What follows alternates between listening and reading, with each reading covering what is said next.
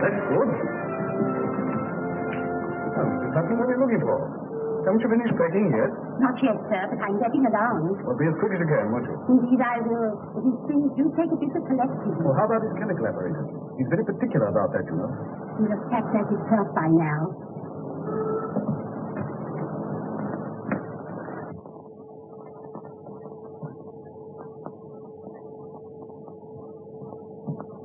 Really, Holmes, this is too bad. You realize that my wife and the rest of the furniture will be here at any moment. I told you the van that's bringing my stuff is taking all your things into the country. I'm so sorry, my dear Watson. I was somewhat engrossed in my correspondence. I'd no idea that my retirement would cause such a stir. You know, all sorts of people have written. Here's an interesting communication, for instance. Oh, what's that? It's a telegram of good wishes from our old friend Abernethy, the forger. Oh, yes. We got him 10 years, didn't we? Yes, we did, yes. When he came out, I was able to render him some slight assistance. You know, I'm not sure, my dear Watson, that of all the kindly messages I've received, even from the most exalted person, that this is not the most gratifying. Well, I don't suppose there are all regrets at your retirement. I imagine there are quite a number of people who'll be immensely relieved. Undoubtedly, my dear Watson. Chief among them, another old friend, Professor Moriarty. Oh, Moriarty. You know, Holmes, he's the one subject on which I believe you're utterly mistaken. No mistake, my dear Watson. That harmless old professor of mathematics. That harmless professor of mathematics, as you call him, is the brains behind the biggest criminal organization in Europe. You know, my one regret in retiring is that the police neglected to take advantage of the opportunity I gave them of arresting him. I failed to run him to earth. Well, we won't argue about it, Holmes. Well, I'd better run along and see if the van's left my place yet.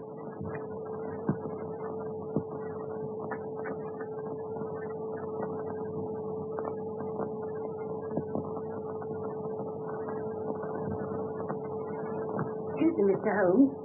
There's a gentleman outside. Wants to see you very particular. Oh? What's the gentleman like? He's an old gentleman and very tall. Ask him to come up. Yes, sir. Another well-wisher.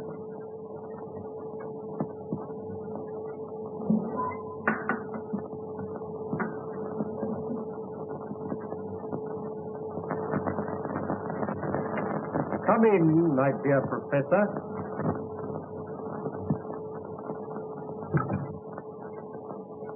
May I point out, Mr. Holmes, that it is a very dangerous habit to finger a loaded revolver in the pocket of one's dressing gown? Just a slight precaution, Professor.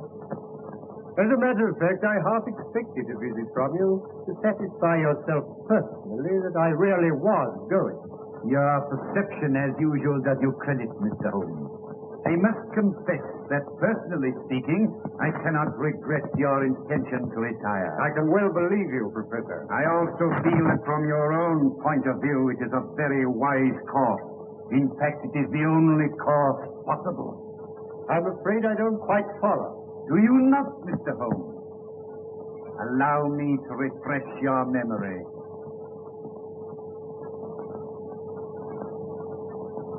Listen, Mr. Holmes. On the 4th of January last, you crossed my path. On the 23rd, you incommoded me. By the middle of February, I was very much inconvenienced by you. And at the end of March, I was seriously hampered in my plans. The situation, in fact, had become an impossible one. That was my intention. Mr. Holmes, it has been an intellectual treat with you. And I say unaffectedly, it would have been a great grief to me to have been forced to take any extreme measures. Danger happens to be part of my trade, Professor. Danger? It isn't a question of danger, but of inevitable destruction.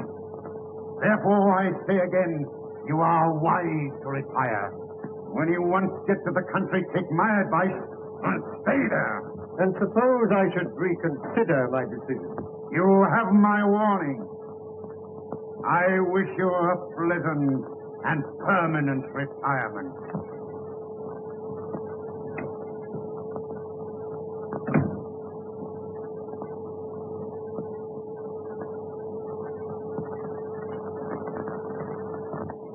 Now see here. Colonel Moran. How much longer have I got to wait? Where is this Mr. Moriarty? He's received your message, and he'll see you as soon as it's convenient to him. Waiting here for 3/4 of an hour. Who the devil does he think he is? If I may give you a word of advice, Mr. Balding, I should moderate your tone a little when you meet the professor. Is that so? Hey, you! Wait a minute! What devil's trick's this? No devil's trick. I only wanted to prevent your going before I had spoken to you. And who gave you the right to turn a key on me, huh? We needn't discuss that matter. I understand you have a proposition to make to me. Maybe I have. And maybe I'll change my mind. Why you kept me waiting? I speak to people when I choose, Mr. Balding. Not to me, you don't. Unlock that door. Sit down. I said open that door. Sit down.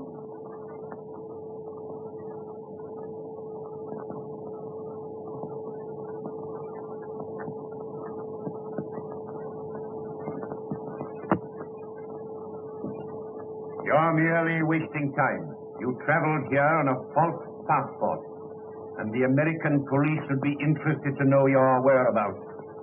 So you will do as you're told. Okay, Mr. Moriarty.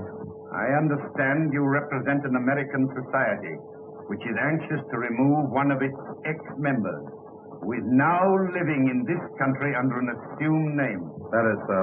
And you wish the aid of my organization. What do you propose to pay? $50,000. Reasonable. Now you will tell me all you know about this man, how you traced him to England, when he arrived here, and in what part of the country he was last heard of. Colonel Moran speaking. Yes, he's interviewing the professor now. Yes, we're quite satisfied with his credentials. It's simply a question of whether the professor decides to take up the case or not. I will take up the case, Mr. Balding, on one condition. Yes? That you place yourself entirely in my hands. Carry out my instructions implicitly and obey my slightest order without question. Very well. Good. You will now return to your hotel. You will make no move whatever until you hear from me. When's that likely to be? It may be a week. It may be a month. Rest assured you will hear from me. When I am ready, your orders will be delivered by hand. You understand? Yeah, I get you. Very well. You will now find the door open. Good day. Okay. I'm relying on you, Professor. Oh, by the way, don't forget...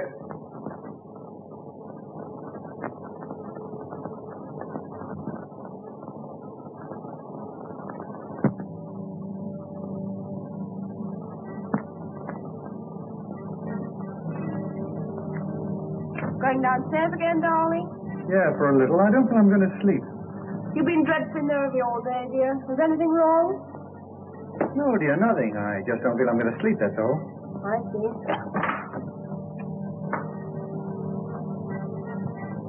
Hey, Jack. Anything wrong?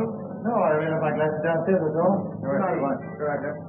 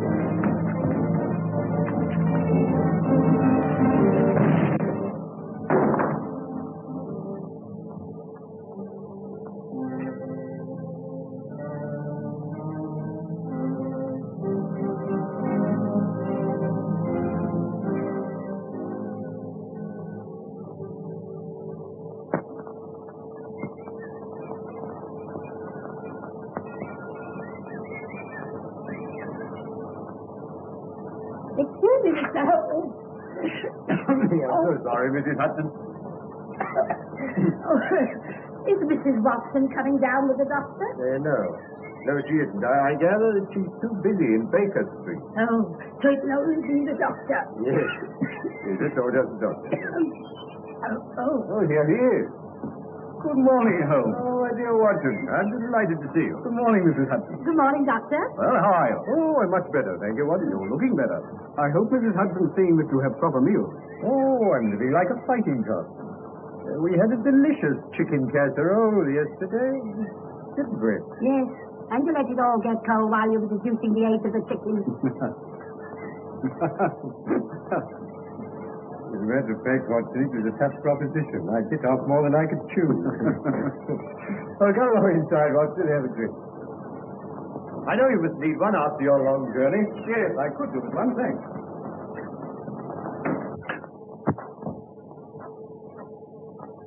Oh, this is very nice, Holmes. No, help yourself, Watson. Thanks. It's sulfuric acid.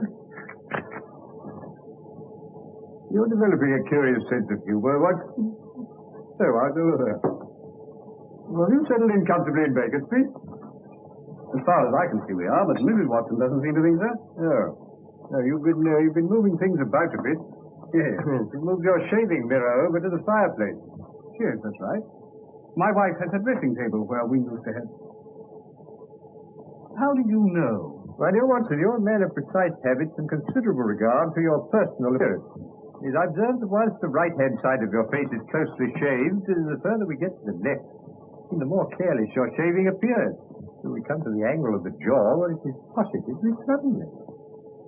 See, I deduce, therefore, that you placed your shaving mirror where the light strikes on the right side of the face. The bed must obviously be across the end of the room, therefore the fireplace is the only place left which could produce that result. Amazing, Holmes. Elementary, my dear Watson. Elementary. Oh, by the way, I've got a letter for you. Oh, thanks very much. Hello. This is interesting. No? This is a letter from Porlock. Well, who's Porlock? Well, it's rather difficult to say. It's a gentleman of many aliases. It wouldn't be of any importance except for the fact that he's one of Moriarty's creatures. Oh, I see, Moriarty. A link in the chain. It's a good way down the chain. Not a very good link.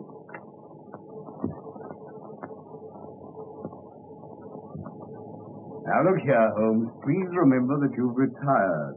Twice he sent me advance information that has enabled me to prevent a crime. Whether it was his conscience that made him do it, or a £10 note sent to him by devious measures, I've never discovered. What do you make of that, Watson? I don't want to make anything of it. Put it in the waste paper basket as it was done. My dear Watson, I'm willing to put anything in the waste paper basket if I can do so with a clear conscience. I might never forgive myself if I did so in this case. What do you mean? I mean that something sinister is afoot, Watson. Just cast your eye over there. Obviously in cipher. How true, Watson, how true. I'm glad you spotted it. Yes, there's only one word, Bolston. And then there's a series of numbers that obviously represent other words. Probably taken from some book. Now, the point is, what book? Well, why doesn't the fool tell you? Oh, my dear Watson, send the key of the cipher in the same envelope as the cipher itself.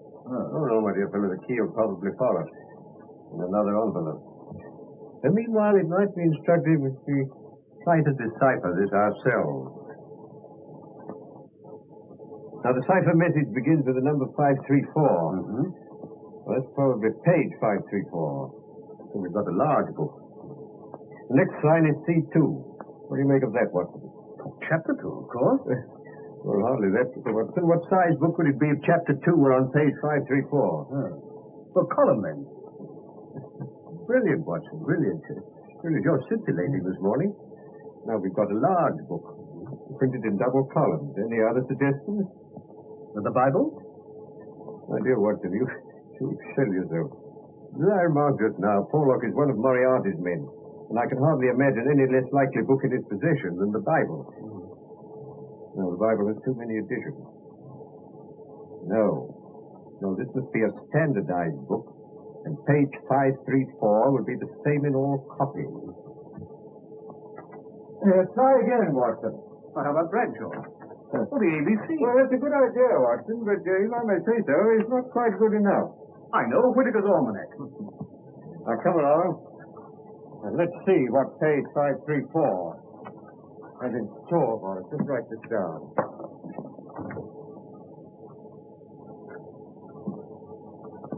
Danger? Good, Watson, good. You got that down? Yes, capital. Owner? Burlston Castle. What does it mean? It means, Watson, that some devilry is brewing against the owner of Burlston Castle. Excuse me, Mr. Holmes. It's Inspector Lestrade. Oh, Morning, gentlemen. Morning, Lestrade. I told him he wasn't to come running, Mr. Holmes. But he said he was angry if I didn't let him in. That's all right, Mrs. Hudson. That's all right. You understand, Inspector, that Mr. Holmes is retired. You're not going to drag him up to London. Oh, no, sir. I wasn't thinking of doing that. I called him to ask Mr. Holmes if he'd be good enough. Burlston? Well, what's this, Mr. Holmes? This is magic. That's a cipher that Watson has just solved. Well, what's the matter, Inspector? Matter only that Mr. Douglas of Burlstone Castle was horribly murdered last night. What? Shot. Face completely blown away. The Porlock's message came too late. Porlock? Who's Porlock? And how can he prophesy murder? Campbell will postmark. Well, that doesn't tell us much. It tells you as much as you'll ever know, Inspector. I used to send him money to the Camberwell post office. Didn't you find out who called for it? No. No, I promised not to try and chase him. I gather he was of a rather shy, no, not to say retiring disposition. Well, we can't waste any more time. Will you come over to Burlstone with me, Mr. Holmes? On the way, I'll tell you all I know. We're not going far, then. About 20 miles. You'll be back for lunch. I forbid it. I'd sooner go myself than let you go. Excitement's bad for you. I appeal to you, Inspector. He really ought not to go. My dear Watson, I appreciate your thought of it. I wouldn't dream of going if I were not convinced that Moriarty is behind all this. Not your Professor Moriarty? Yes, Lestrade, Professor Moriarty. My dear Mr. Holmes, you're beginning to see his hand in everything. Porlock is one of Moriarty's men. Now, look here, Lestrade, I'll bet you my new beehive to your old bowler hat that you'll find that Moriarty is behind this Burlston affair. All right, I'll take you. Good. This mistake well back into the past, Watson. I suggest these are the remains of the old outer fortification. Yes, obviously. Well, I suggest, Mr. Holmes, that we should do better to go inside and view the scene of the tragedy. My dear Lestrade, I always think it wise to get one's bearings before proceeding into deeper waters. My dear Watson, what kind of a tree is it that comes to maturity and blossoms in water? No. This water is a recent addition. Makes it much more difficult to get out of the window. Yes, Watson. Or to get in. Possibly Mr. Douglas anticipated this crime. Inspector Griffith. This is Mr. Sherlock Holmes. How do you do, sir? How do you do? Oh, this is my friend, Dr. Watson. How do you do? How do you do? Well, shall we get in? By all means, Inspector. This is what it was done with, Mr. Holmes. I found it lying just there. There was no signs of a struggle except the peculiar position of that chair. Now tell me, who else besides Mr. Douglas was in the house at the time of the tragedy? Mrs. Douglas and Mr. Cecil Barker, a friend of the family. Here you are, Mr. Holmes. Dear me, these are dreadful injuries. Must have been at point-blank range. Whoever did this didn't intend to miss. Well, one could hardly miss with a sawn-off shotgun. American, Pennsylvania Small Arms Company. You'll observe that the triggers are wired together. We got both barrels at once. And what do you make of this card, Mr. Holmes? ZZ341. It's found pinned to the body. Rough cardboard. It's not written in this room. See, this was done with a broad nib. These are fine. What does it mean, Holmes? You say the drawbridge is raised every evening? Yes, about sunset. And the tragedy occurred about 11:30. Yes. Obviously suicide. We thought that at first, sir. You've observed, of course, that someone has been hiding here. There are distinct marks of muddy boots.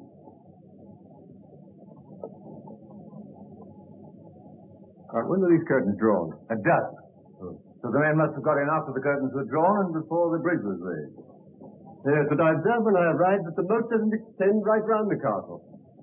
The ruined tower at the end of the building is accessible without crossing the drawbridge. Yes, but the only way from the tower to this part of the house is through this solid oak door, which is always kept locked.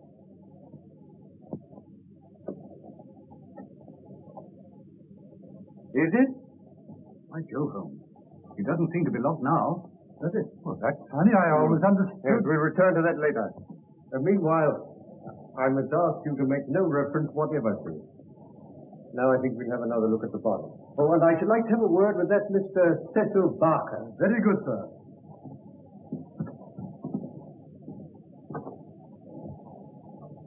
What do you make of this curious mark on Douglas's forearm, Holmes? Do you think it's a sign of some secret society? How would you say that was done, Watson? It isn't tattooing. No, it's a brand. It's been done with a red-hot iron. Very painful. Mr. Barker, this is Mr. Sherlock Holmes. How do you do? I'm very glad you're able to come, Mr. Ham. This is my friend, Dr. Watson. How do you do? How do you do?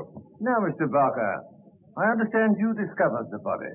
Yes, I heard the shot and came straight down. Poor Douglas is lying where you see him now. Lighted candle was on the table. This candle? Yes. And you gave the alarm immediately? Yes, I rang the bell for Ames. That's the butler. And a minute later, he came in. So that within 2 minutes of the murder, Ames was in this room? Yes. What was the first thing he did? He put that lamp he was carrying on the table. It blew out the candle. As a matter of fact, I was here so quickly myself after the shot. But I must actually have been in the room while the murderer was escaping through the window. Why do you say through the window? Because there's no other way out.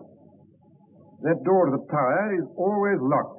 But we just... Now tell me, Mr. Barker, did Mrs. Douglas come in here after the tragedy? No, I was able to stop her just in time. How long have you known Mr. and Mrs. Douglas? About a year. I met them when they first came to Switzerland. How long have they been here? About 9 months. You don't know anything about Douglas's past life. That is, he used to live in Chicago. I never heard him speak of any secret society. Funny you should mention that. He never told me about it himself, but I always got the impression that he was a member of one, or an ex-member. You don't know what that mark on his arm was? No. I've seen it often, of course, but he never told me what it was. I never liked to ask him. It was one of the things that rather made me wonder about that secret society. Anything odd about his behavior at any time? Well, he hated meeting people. In Switzerland, he hardly ever moved from his chalet in the mountains. Rather made me wonder if somebody was after him. When he suddenly packed boated to England, it made me wonder all the more. Come in. Excuse me, sir, but Mrs. Douglas would like to see Mr. Holmes when he's finished his investigation in this room. Oh, certainly.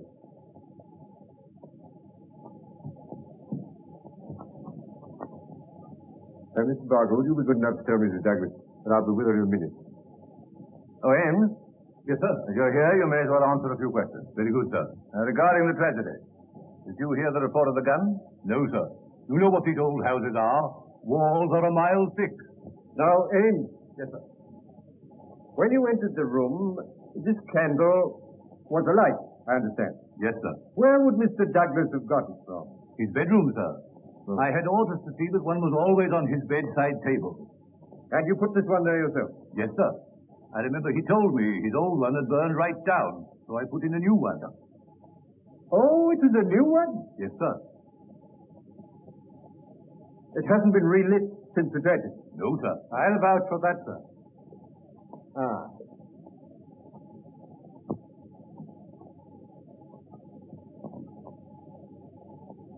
Did these candles come out of the same box as that one on the table? Yes, sir. Yes. Yes, thank you. Have there been any strangers about the place lately? No, sir. Oh, wait a minute. An old gentleman did call a little while back to look over the ruin part. But we often have people come to see that. It dates from the Norman Conquest. Quite. Well, there's nothing more that you can tell me, eh? No, sir. I can't make head or tail of the whole thing. Fairly beats me. And the wedding ring being missing, too. Wedding ring? Didn't Mr. Barker tell you? Not a word. What about the wedding ring? The master always wore a plain gold wedding ring under the one with the rough gold nugget on it. Under? Yes, sir. I never saw him without it. And for the murderer to take that and leave the other seems so strange, doesn't it? Yes. Yes. Oh, there's just one more question, Abe. Did your master ever do exercises in the morning? Yes, sir. Every morning. As regularly as clockwork. I see. Thank you, Abe. Thank you. Will that be all, sir? Yes, thank you.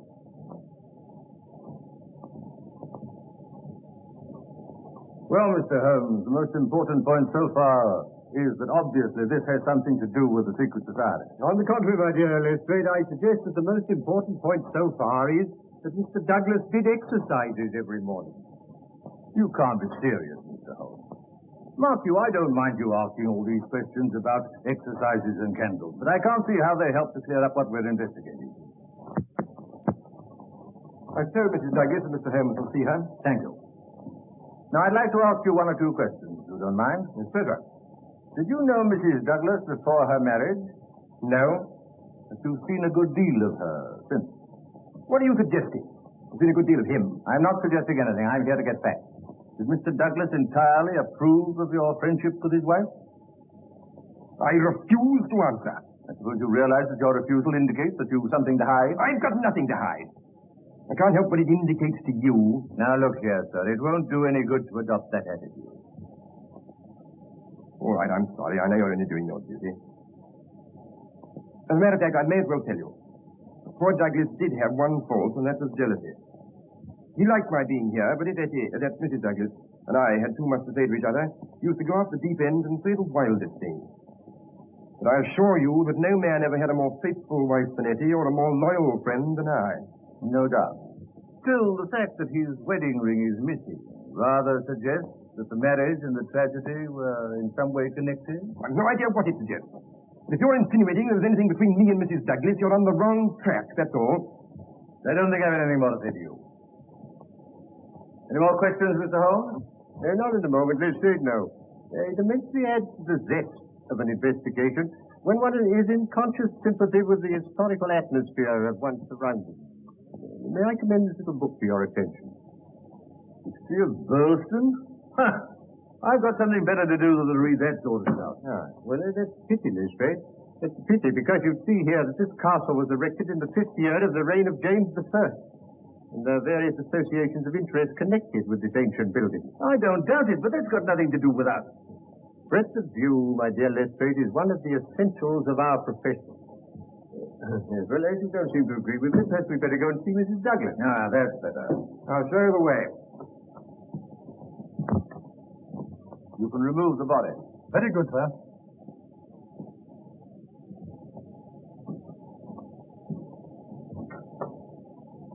Etty. You've met Inspector Lestrade. This is Mr. Sherlock Holmes. How do you do, Mr. Holmes? How do you do?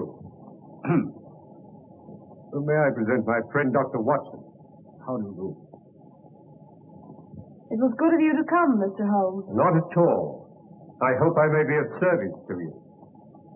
Won't you make yourselves comfortable? Well, I think I shall leave you now. If you want me, I shall be in the garden.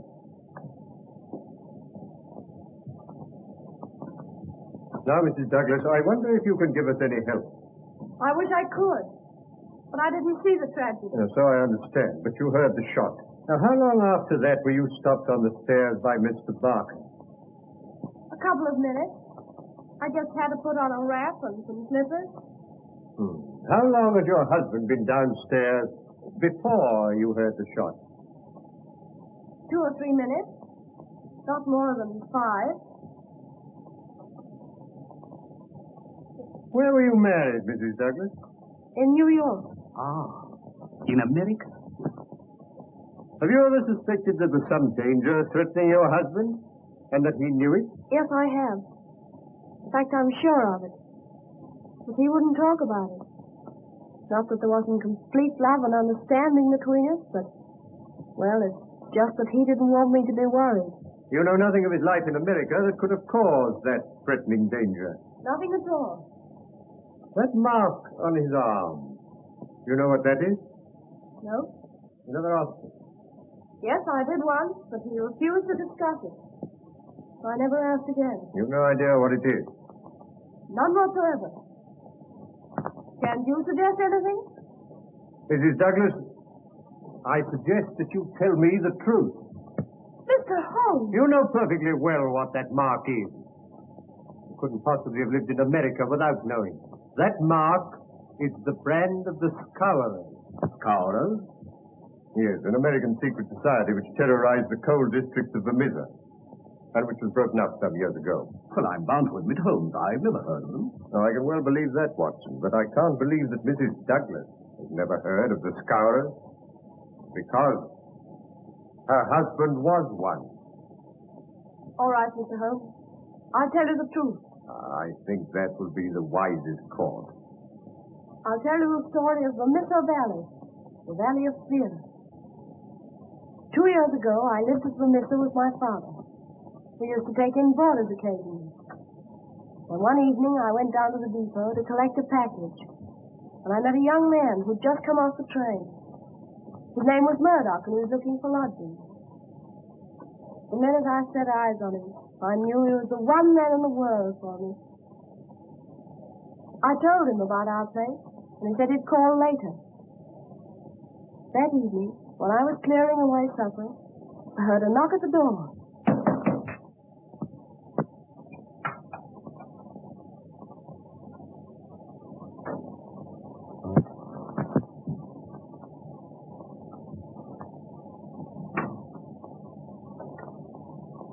So you've turned up, Mr. Murdoch. I sure have. I try to make it a habit to keep my word.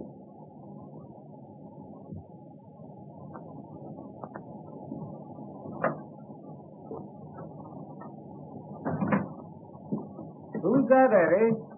Someone to see you about a room, Dad. Eddie, so that's him, is it? Mine's Jack. This is Mr. Murdoch. He wants to board with us. Well, suit me fine. Well, take your things off. Thanks. I dare say we can fix it. $20 a month for the term. That's all right for me. I better give you my first month. Okay. Will you come into the sitting room?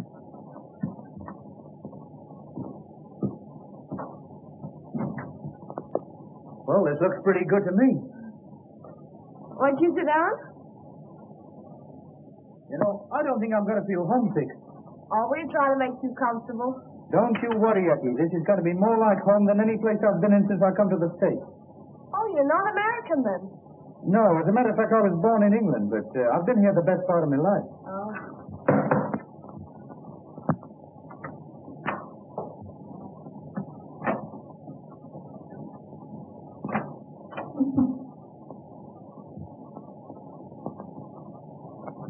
Why, hello, Ted. I didn't expect you so early. Yeah, so it seems. Who's the boyfriend? Our new boarder, Mr. Murdoch. This is Ted Balding. Well, Mr. Boarder, I suppose you figure you got things fixed up pretty good here, eh? Yeah, that's the idea. Any objection? No. Come here. Come on, get a move on. But I've been a boarder myself, so I'll put you wise. Eddie belongs to me. She's sweet on me. Get me? Well, there's no accounting for taste. But you're one of these fresh guys, eh? Well, don't get fresh with me, that's all. Ted, please. Jack didn't mean anything. Oh, Jack, is it? Come to that already, eh? I think if you were to leave us alone, Eddie, we might get that thing straightened out. Listen, I know how to get this thing straightened up. You know what that means? No, and I don't care. Well, you can take it from me, you will. I'll be here tomorrow night, and I'll expect to find you gone. I wouldn't bet on that if I were you.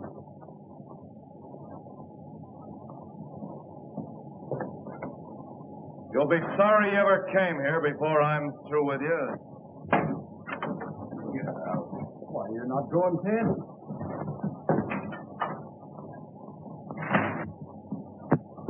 Say, Eddie, what's the matter with Ted? Oh, he's sore of Mr. Murdoch being our new boarder. Sorry you should have a scare on your first night, Mr. Murdoch. Scare? You don't think I'm scared of that, do you? Most people are. Well, I'm not. Who the devil is he, anyway? He's one of the bosses of the Scowlers. The what? The Scowlers. A society of murderers and blackmailers. The ancient order of freemen, they call themselves. No baloney. The freemen would be found in every town in the state. It's a society for charity and good fellowship. Not here, it ain't. It's just a murder gang. Well, then why don't they bring them to justice? Tell me that. Because no one dares give evidence against them. Juries don't dare to convict. The judge has to do as he's told, and the police are all square. Say, you're just trying to kid me. I don't believe a word of it. Aren't there 50 murders to prove it? Is there a man or woman in the valley who doesn't believe it? Well, you don't scare me. You see, you don't know me. And you don't know McGinty and his gang. McGinty, eh? That's queer. I've got a date with that guy this evening. McGinty? What have you got to do with McGinty? Well, I've got to report to him. You see, I happen to be a freeman myself. What? What? You a freeman? Then you don't stay here another minute. Here's your $20 back. I wouldn't have you for $100 a week. But you can't tell him out now. Oh, can't I? I'm telling you, I got no use for these freemen. It's bad enough to have one hang around Eddie. I'm not going to have another for a boarder. You get out of here tonight. Well, tomorrow morning.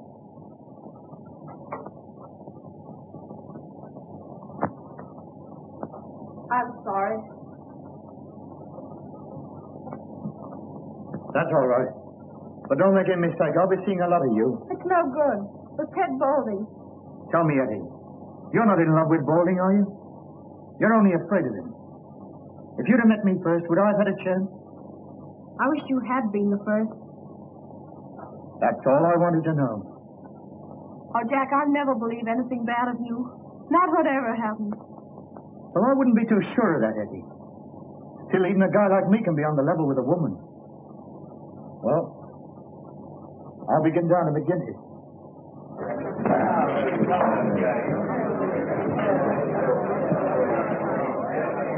Whiskey. Well, stranger, I don't seem to call your face to mind. No, I'm new here, McGinty. Counselor McGinty to you. Well, I'm sorry, Counselor. I was told to come here by Brother Scanlon, Assembly 341 for Mrs. I drink to your health and our better acquaintance. Oh, it's like that, is it, Mr. Murdoch. I'd have to look a bit closer into this, Mr. Murdoch. We don't take people on trust in these parts. There's some little talk in private. Yeah. You mind stepping through that door there?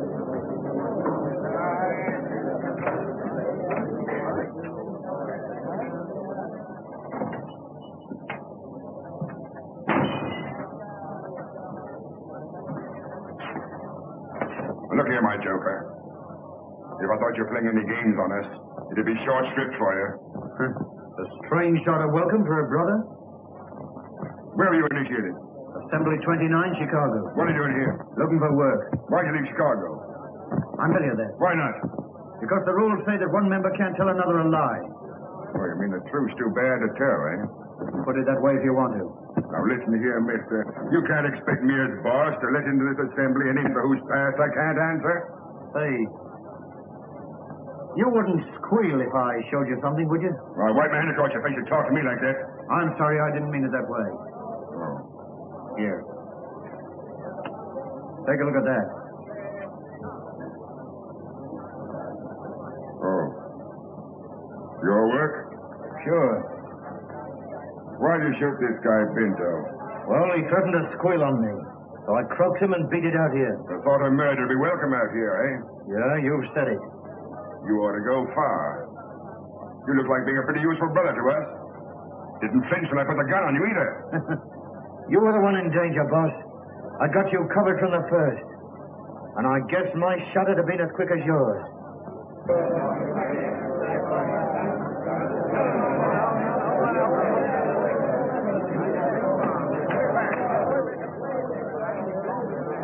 So you got here first, did you? I want to have a word with you about this man. Yeah, you say it right now while I'm here. I'll say it how and when I please. I'm content to leave it to you to judge between us, Counselor. Well, what is it? Well, a young lady. I think she's free to choose for herself. Is she? As between members of the assembly, I should say she was. Well, that's your ruling, is it? Yes, it is. Were you thinking of disputing it? You'd back a newcomer against me, would you? Well, you're not boss for life, Jack McGinty. And let me tell you this. When it comes to the voting... You've been asking for it a long time, Baldy. Now you've got it. I've got nothing against you, boss. All right. Now, we can't have bad blood between brothers. Go along in the bar, and I'll buy about the drink.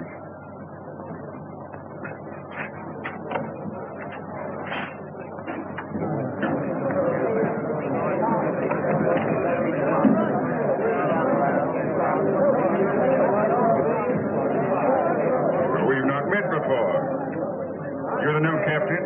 You guessed it. I'm Captain Moore. Well, we can do without you. We got pleased enough of our own without importing any.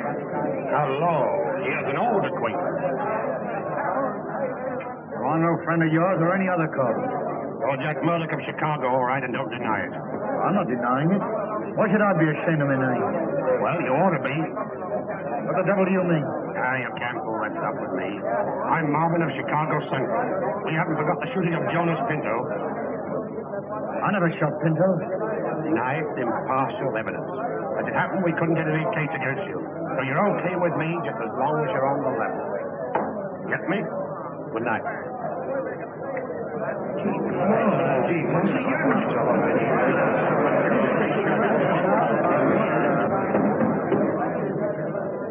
Well, boys, here's a new brother from Chicago. We'll just have drinks all round, and then we'll swear him well and truly into the assembly. We got a special initiation here in Vermissa Valley, and you can't be one of us till you've been through it. That's okay with me.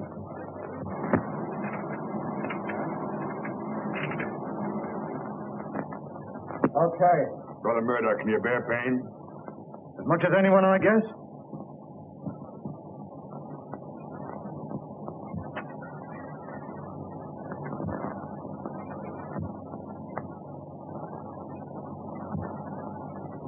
Well done, brother.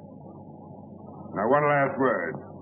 You'll obey my rulings at all times, and the penalty for breach of faith is inevitable death. I understand. Well, boys, we must get to the business of the evening.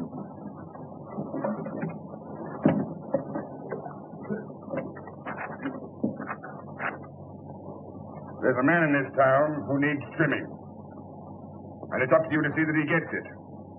I'm speaking of James Stanger, editor of the Herald. You seen how he's been panning us again in his dirty rags? Yeah. Why don't we bump him off?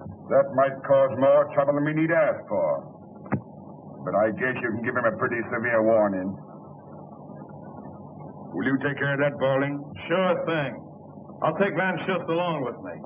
And you, Mansell? And, you, Gower? Okay. And, yeah. You'd better come along with us, Murdoch. We'll see the kind of stuff you're made of. That's okay with me. Come on, let's go.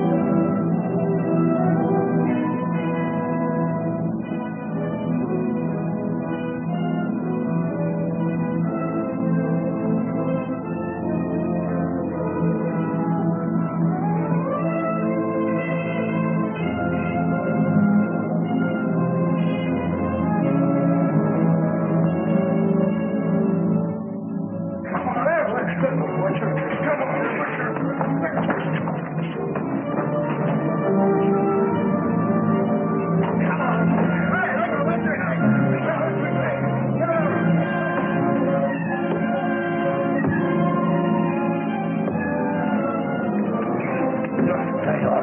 He didn't interfere with what. Stand back or I'll blow your head up. The boss said he wasn't to be killed in me. Yeah, that's so. Lay off, Balding. Come on, let's go.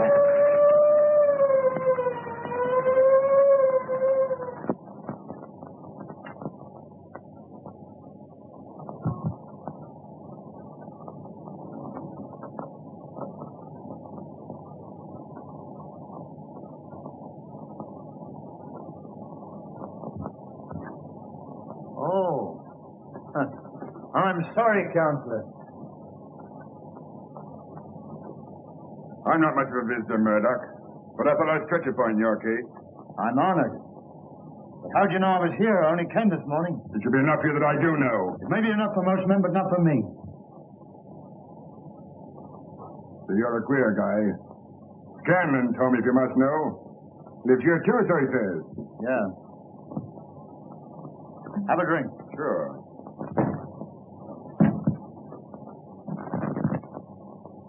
I thought you'd be getting into trouble, Cookie Murdoch of Chicago.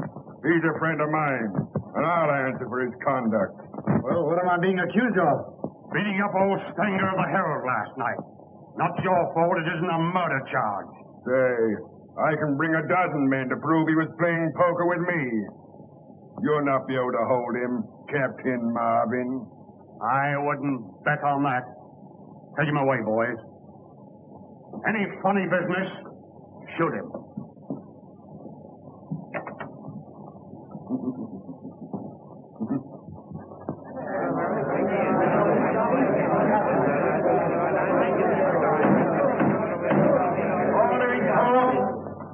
Do you find the prisoner, John Murdoch, guilty or not guilty? Not guilty.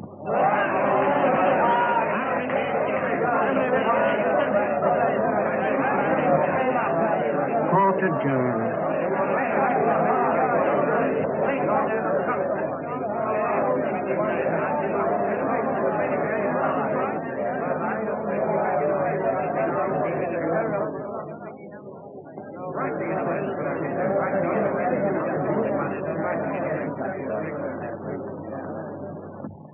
You see? I told you needn't worry.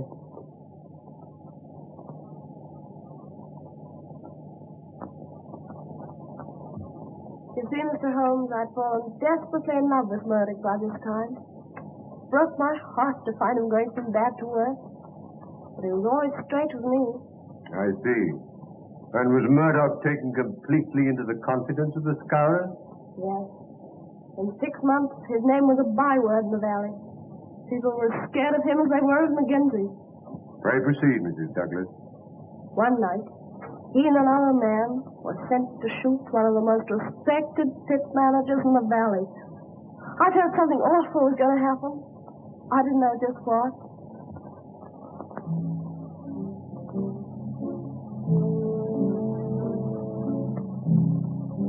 Tell the boys to scram. Okay, boy. Now then, Balding. As soon as we get this going, you come back to these bushes and cover the door. He's got to come out when he finds a place to light. And where are you going? Don't be a sap. I've got to cover the back, haven't I? Come on, let's go. Okay.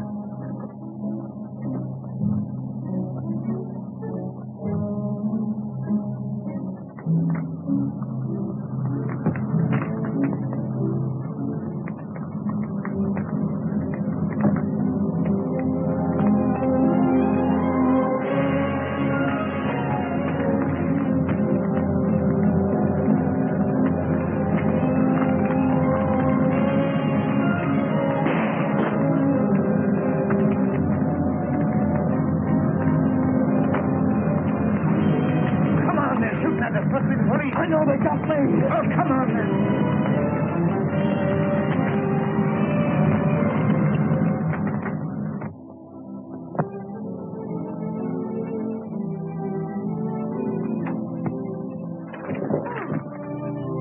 I'm sorry, Eddie. I didn't hear you come in. What's the matter, Jack? Why are you so scared of me? I'm not scared, honey. I was just thinking of other things, that's all. Oh, no, it's more than that. Let me see the letter you were writing. A letter? Yeah, the one you're trying to hide from me. No, I can't do that. It's secret. It's the business of the society. You know, when you come in, I thought you might have been a detective. Oh, Jack, can't you give it up? That's what I've come to ask you. I heard about last night. Help me get away from this terrible place, this valley of fear. No, I can't do that right now. They'd never let me get away knowing as much about them as I do. Still, maybe in 6 months' time I could find a way. 6 months? Is that a promise? Perhaps 8 months. Anyway, within the year. Oh, darling. I'm sure I felt happier after his promise. Did he keep his promise? Did you leave in 6 months? It wasn't a matter of months, Mr. Holmes, but hours. That same afternoon, I was just going upstairs when I heard someone come to the door.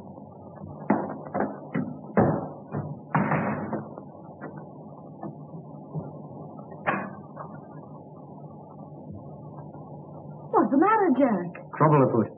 Police? Yeah. A Pilkington detective. Yeah, that don't mean anything to you, I know, but I'm too deep in this thing. I've got to get out. Tonight. And you want me to come with you? Yeah. I'm a strange sort of Romeo for a kid like you, but I'm on the level with you, I think. And we quit tonight? Sure. Is there any danger? Maybe we can stall the danger off, maybe we can't. Anyway, you be ready in case I come for you. I will, Jack.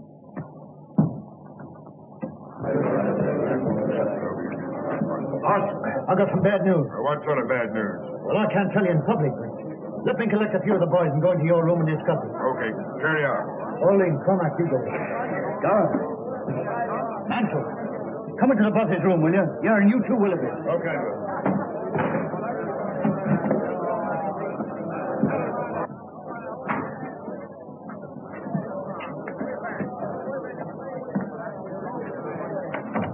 Boys, I've discovered something. Well, what is it? There's a fellow called Bertie Edwards among us. Well, he's a Pilkington detective, and he's collecting evidence against us that'll send us all to the gallows. You sure of this? Yeah, you can take it from me, but I'll give you the details later. Anyone know this guy by sight? Sure, I do. But if we act quick, we've nothing to fear. We got nothing to fear anyway. What can this man know about our affairs? Well, I hope you're right. But he's got the co-owner's millions at his back. Don't you suppose there may be some weak member among us who can be bought? Maybe he's got our secrets already. No, there's only one cure. That he never leaves the valley alive. For the first time, Balding, you and I agree. Well, do you want me to handle this, boss? Sure, but you better tell us some more about it. Well, the other day I met a fellow who said he was a press man. And he offered me good money for inside stories of the scars. Although his face was familiar, somehow or other I couldn't place him. I know now that was Bertie Edwards. I made a few inquiries and found out he was living at a place called Hobson's Patch, under the name of Steve Wilson. Well, we'll just bump him off quick. No, I've got a better plan than that. Well, what is it? I'll go over to Hobson's Patch this afternoon and locate him. I'll tell him I'm a scholar, and I'll offer him the secret papers of the Society for a price. Only as I can't hand them to him in the street, he's got to come to my place to collect them. That'll fetch him. Well? Well, surely you can handle the rest yourself. Only once Mr. Bertie Edwards comes to my place, I don't think he'll leave it again alive, somehow.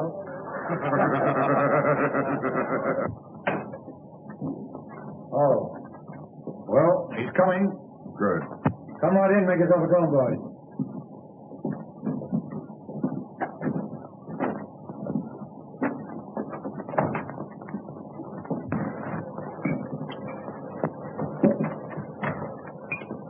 You think he knows much? Well, he's been here 6 weeks. He may have passed on quite a bit. But we'll make him tell us all about it. We'll have the truth out of Mr. Bertie Edwards if he has to cut his heart out to get it. Did he seem to send a trap? No, I got him on the weak point. Told him I'd show him all the papers of the scourers. Well, if we handle it right, they'll never be able to prove a killing. Nobody will see him come up to the house after dark. And I'll lay odds nobody will ever see him leave. Now, here's the plan. You boys all stay here, see? Bertie Edwards will be pretty heavily armed, so we got to take him by surprise. He's going to knock 3 times. I'll go out, open the door, let him come in. I'll leave him in the outer hall while I come in here and get some papers or something and give you the tip. I'll go back, and while he's reading the papers, I'll get the gun off him. Then I'll give a shout, and the sooner you come in, the better. You're the one to handle him. Not one word of warning does he get till Murdoch has his hand on his throat. Okay, man.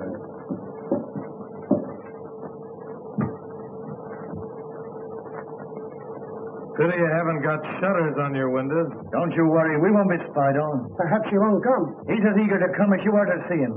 He may be here any minute. Now keep quiet. Not a movement till I give you the sign.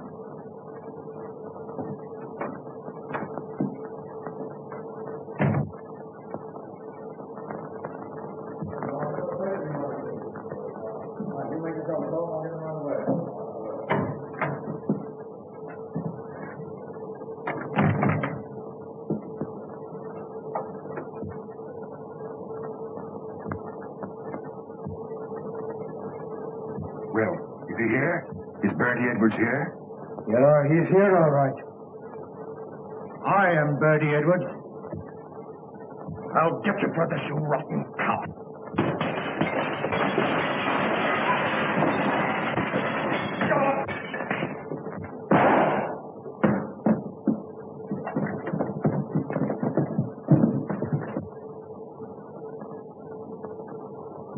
There are 40 armed men around this place, so you can figure out what chance you've got. You dirty, stinking double-crosser. There's something I'd like to say to you fellas before we part. Next time we meet, you'll all be in the dark. Well, I can put my cards on the table at last. I am Bertie Edwards of Pilkington. I played a pretty dangerous game in breaking up your gang. And no one knew I was playing it except Captain Marvin here and my employers. You think the game's all over, don't you, Mr. Clever Guy? Well, let me tell you this. You'll be hunted down whatever you go to. The scourge will get you even if you go to China. Yeah? Well, I'll take a chance on that. You all fell for my supposed criminal record, just as I thought you would. I've stopped as many crimes as possible. How many times have you fellas been to get your man and found he's gone to someplace else? Well, that was my doing. Yeah, and that was my doing, too. Only I was just too late to save a man's life. But when I found the secret was coming out, well, I got to act quick. And so I'm able to hand over to Captain Marvin the worst gang of murderers this country has ever known. Handpicked by me.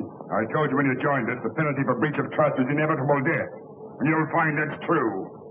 Take him away, boys.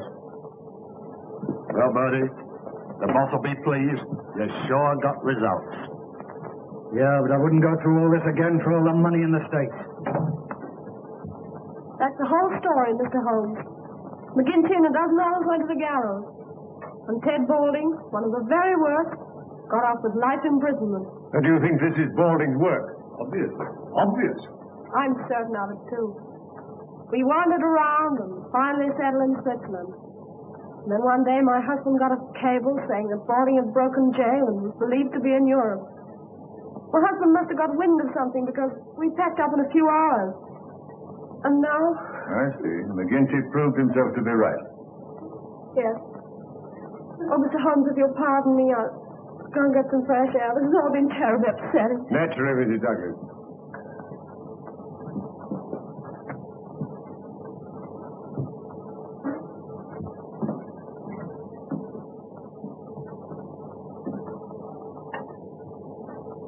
Well, that's all as clear as crystal, Mr. Holmes. All we've got to do is to find Balding, and that shouldn't be difficult. They may even have got him by now.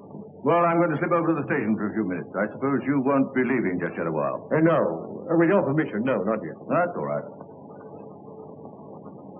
I'm afraid you've lost your beehive, Mr. Holmes. Nevertheless, you'll oblige me by taking care of that bowler hat of yours, Lister.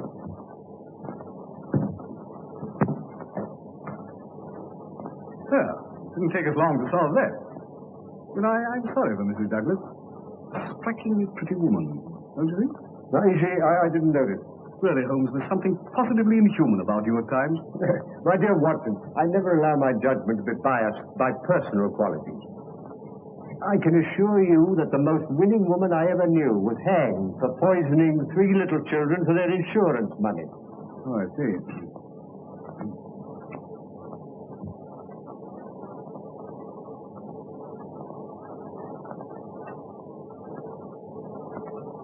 Oh, Ames?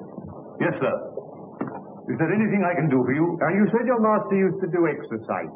Did he use dumbbells? Yes, sir. 1 or 2? 2, of course. And you said he used them every morning. What about yesterday? Yes, sir. I remember him doing them. Where? Down here? Yes, sir. He used to say he liked plenty of elbow room. Yes, thank you, Ames. Thank you. Will there be anything more, sir? No, nothing more.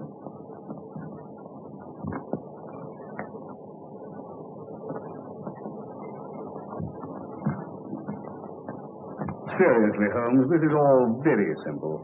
What's to prevent our going home to lunch? Only that I'm rather concerned about the missing dumbbell, Watson. Dumbbell? Yes. Yes, I am not referring to the good Lestrade, whom I'm aware has gone to the station, but to the equally solid article used for developing the muscles. One usually looks to them in pairs, my dear Watson. I can only account for one. Now, this is by no means a simple case. What complicates it still more is where does Moriarty come in? He doesn't. Balding murdered Douglas, and it's Lestrade's job to find him. My dear Watson, you appear to have forgotten that only this morning we decoded a message from one of Moriarty's men foretelling this tragedy. Oh, yes, of course. Yes, so we did. Well, what's the next step, Holmes? You can lend me your umbrella. Umbrella? Yes. But it's not raining. How true, Watson, how true. Nevertheless, I should like it. You brought the one with the crooked handle, didn't you? Yes, I left it in the hall. But that's a wretched weapon, Holmes. Take my revolver. No, my dear fellow. There's no danger. If there were, I'd ask for your help. No, I'm not thinking of doing any shooting, Watson. Just a little fishing. Fishing? Yes. Yes, I want to see what the moat has to offer us. Oh, I see. Fishing.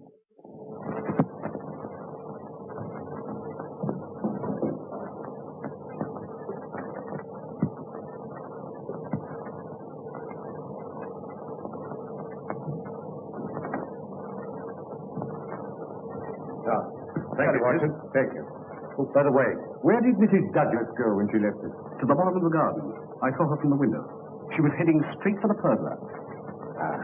As I thought, Watson. She's probably talking things over with Barker. Now, look here, Watson. I want to be sure they don't come back to the house for a few minutes. Will you, like a good fellow, keep an eye on them and let me know if they make any sign of moving? Yes, certainly. I wanted to offer her a word of sympathy.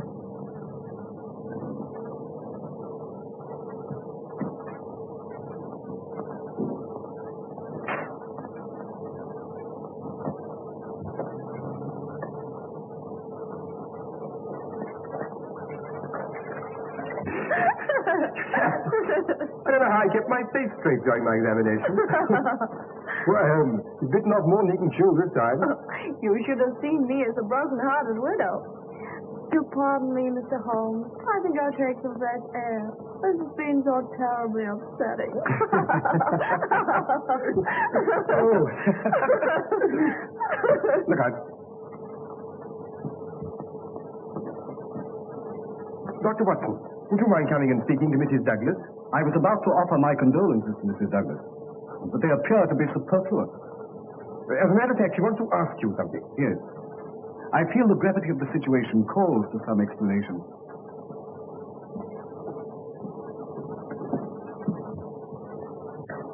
I'm afraid you must have thought my behavior very callous, Dr. Watson. Your behavior is not my business, Mrs. Douglas. But I must admit, I find it a little difficult to reconcile with the circumstances. What did you want to ask me? If I was to tell Mr. Holmes something in confidence, would he tell the police?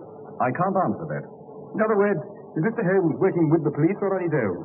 That I can't answer. Well, could he get rid of the police? Tell him he was satisfied and send him away? Certainly not. Mr. Holmes is an independent investigator, but I feel certain that he would withhold nothing from the officials that might help to bring the criminals to justice. If you require any further information, I refer you to Mr. Holmes.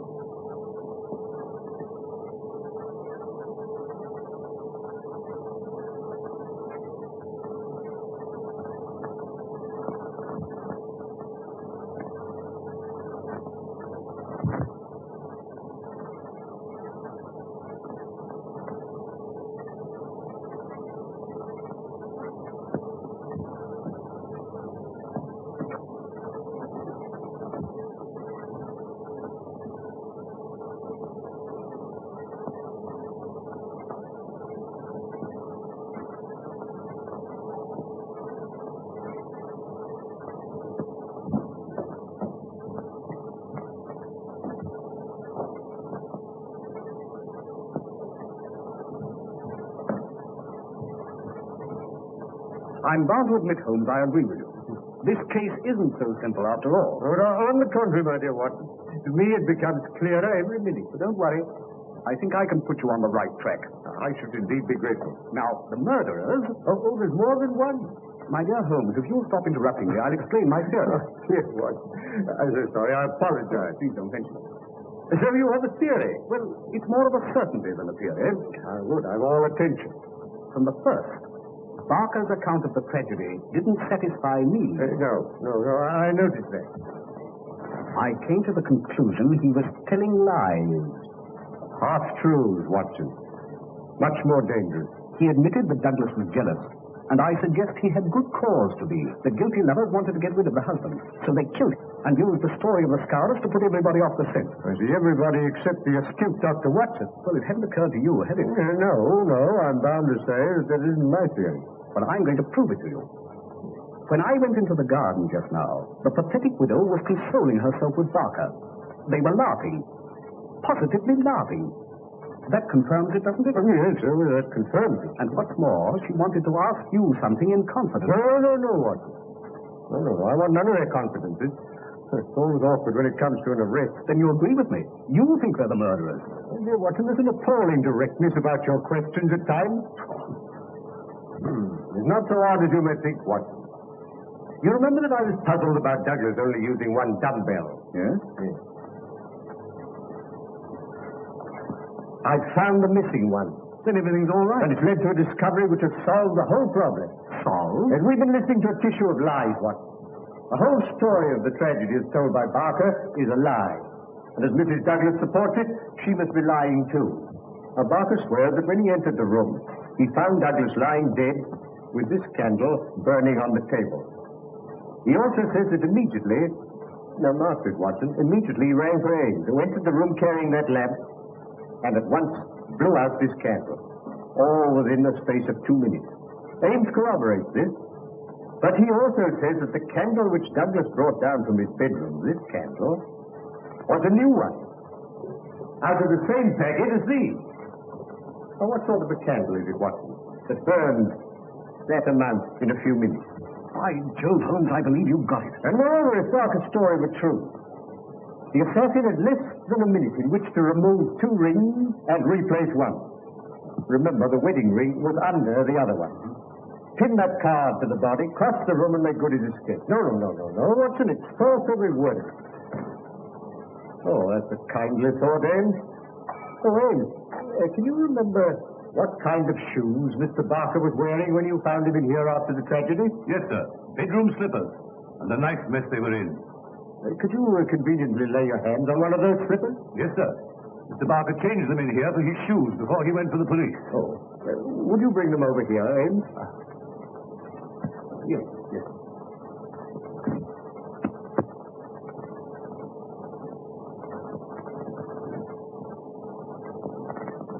Here they are, sir. Thank you, Ames. Thank you. You needn't wait.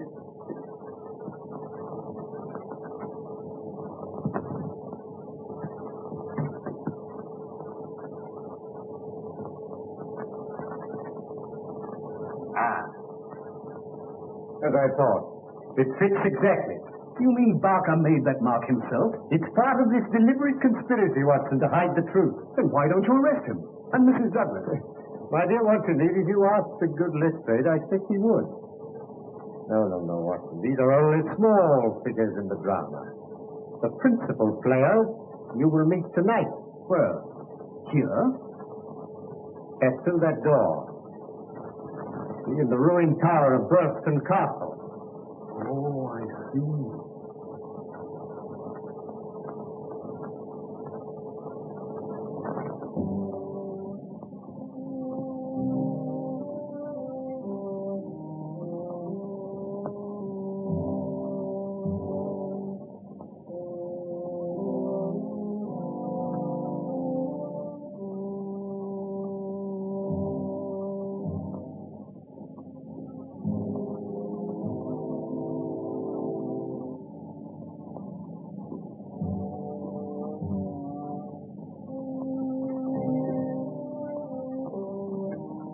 What's the idea, Mr. Holmes?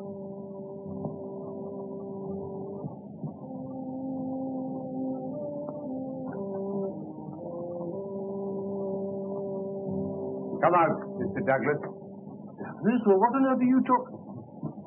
Mr. Holmes, I believe. Now, let me introduce Mr. Douglas of Burlston Castle, otherwise known as Bertie Edwin.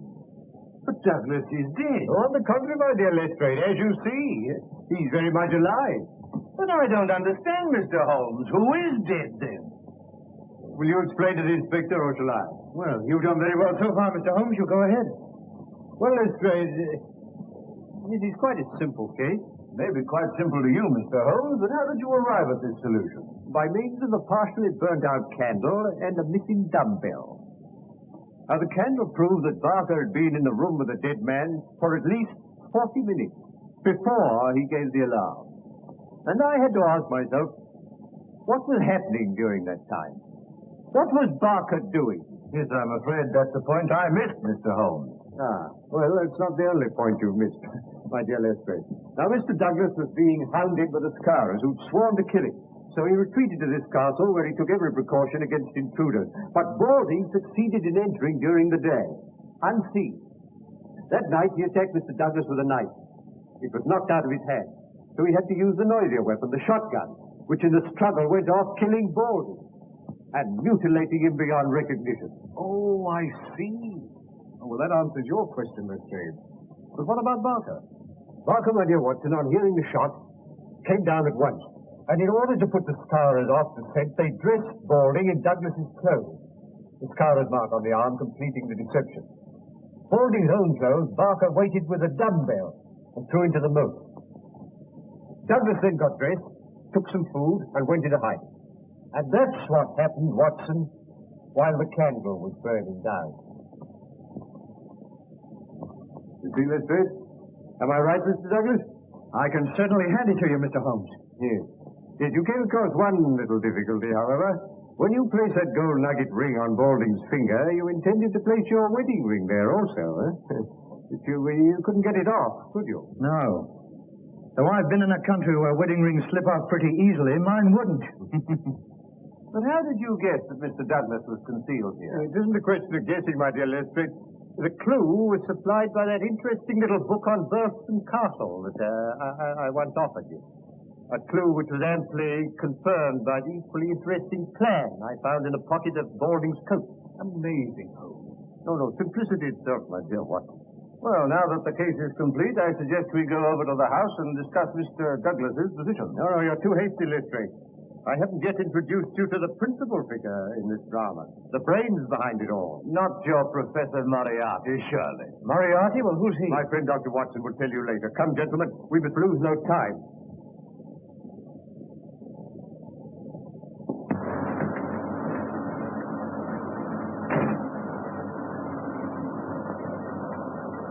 Keep her running, Moran. I'll bring Balding back in 5 minutes. Look here, Mr. Holmes. You can't expect me to believe in this Moriarty theory of yours. Moriarty's no theory, Lestrade, but a very great fact. Oh, well, we owe you a good deal. I suppose I must humor you. The catching of Moriarty will be the triumph of Sherlock Holmes. Quite apart from you losing your hat, Lestrade.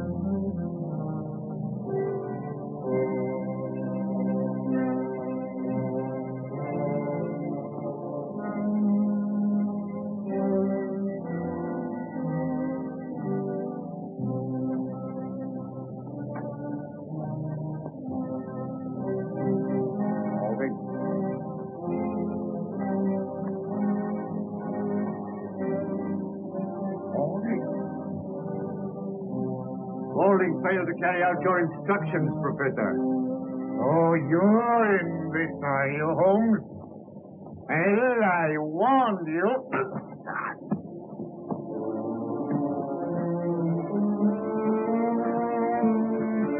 You're under arrest, Moriarty. What on what charge? The attempted murder of Mr. Douglas here. Our paths have crossed for the last time, Moriarty.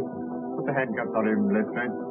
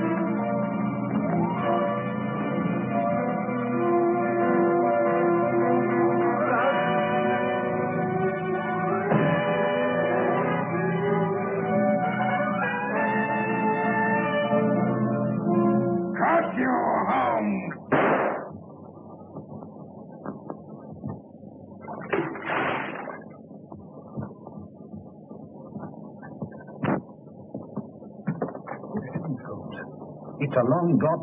Yes. Yes, it's rather more than that required by law, I fancy, my dear Watson, but equally effective.